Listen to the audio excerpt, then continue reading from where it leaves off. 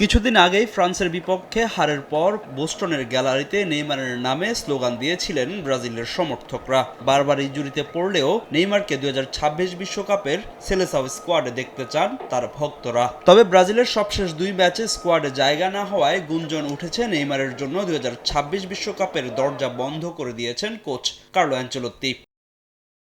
সেই গুঞ্জনে পানি ঢেলে দিয়েছেন কার্লো অ্যানচেলোত্তি নিজেই। ফরাসি সংবাদ মাধ্যমকে দেওয়া তার সাক্ষাৎকারে আশার আলো দেখতেই পারেন নেইমার সমর্থকরা, যেখানে অ্যানচেলোত্তি জানান নেইমারের জন্য এখনও জাতীয় দলের দরজা খোলা রেখেছেন তিনি।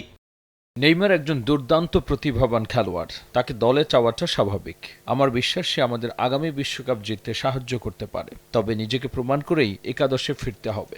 আগামী মে মাসের মাঝামাঝি সময়ে ২৬ সদস্যের বিশ্বকাপ স্কোয়াড ঘোষণা করবেন কার্লো অ্যানচেলোত্তি। তার আগে নেইমারকে পর্যবেক্ষণে রাখছে তার কোচিং প্যানেল ও ব্রাজিলিয়ান ফুটবল কনফেডারেশন। তবে নিজেকে প্রমাণ করেই সেলেসাও একাদশে জায়গা করে নিতে হবে নেইমারকে, যার জন্য এই তারকা সময় পাচ্ছেন মাত্র ২ মাস। বর্তমানে সিবিএফ এবং আমি নেইমারকে পর্যবেক্ষণ করছি। আগামী বিশ্বকাপে খেলার মতো যোগ্যতা তার আছে কিনা তা প্রমাণ করার জন্য তার হাতে আরও ২ মাস সময় আছে।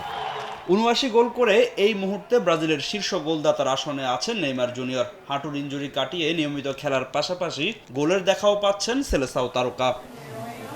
ফাহিম ইসলাম, সময় সংবাদ।